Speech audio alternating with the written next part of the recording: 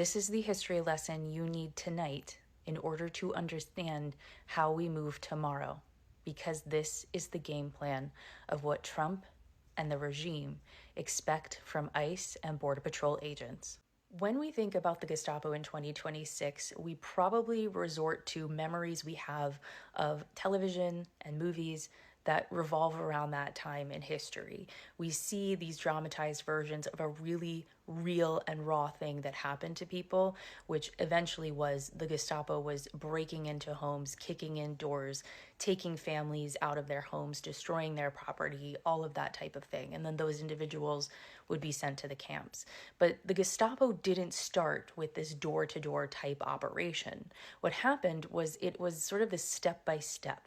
As the Nazi regime built a legal and bureaucratic and social system that made this extreme and violent policing seem very normal over a period of time. The Gestapo was officially formed in 1933 after Adolf Hitler became Chancellor of Germany in January of that same year. And it was Hermann Göring who actually formed the Gestapo in Prussia. And through their training, they were told that they were initially supposed to start targeting political opponents. Specifically, they were to target communists and social democrats. Now, there were two changes that happened politically when it came to the early days of the Gestapo. The first of those changes was that the Gestapo, all of a sudden, was free from judicial oversight. They could do what they wanted and when they wanted. You have a federal law enforcement official engaging in federal law enforcement action. That's a federal issue. That guy is protected by absolute immunity. He was doing his job. And the second was that the Gestapo's actions were not subject to any court review anywhere. The idea that Tim Walz and a bunch of radicals in Minneapolis are going to go after and make this guy's life miserable because he was doing the job that he was asked to do is preposterous. Those two clips of J.D. Vance, back-to-back sentences, by the way. They read the playbook.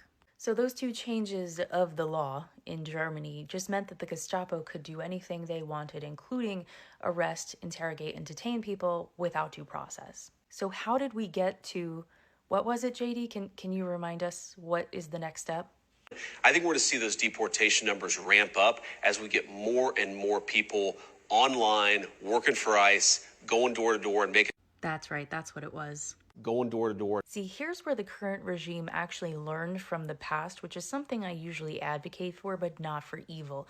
Because in order for the Gestapo to be able to go door to door, they had to create a series of laws in which this were legal.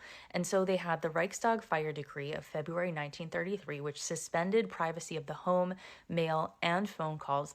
And then they had the protective custody, which allowed people to be detained if it was deemed necessary for their own safety.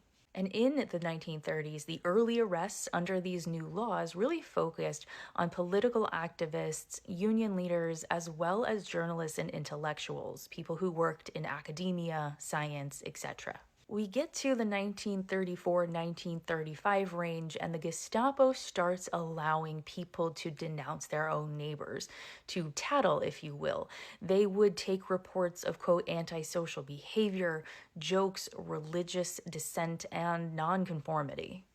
Antifa is a domestic, left-wing terrorist organization. We've seen them on video for years because they wanted to be seen and they got away with it.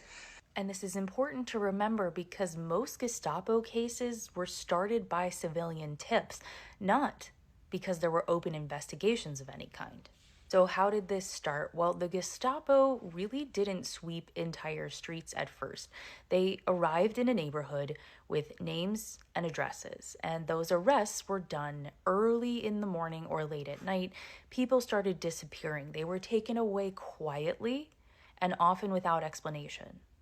This is where it's important to have cell phone technology. This is where we have the advantage today. It was after Hitler was able to consolidate power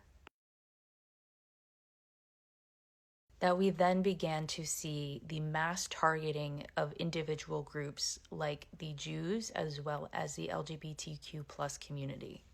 And it worked because not only was it legalized, but they also had backup.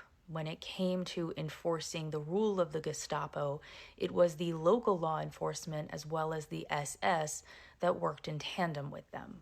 History always has the answer, guys. I promise you. My advice after doing the research on this and putting it together, do not answer your door without seeing who is there first. Moving forward, it's a necessary step.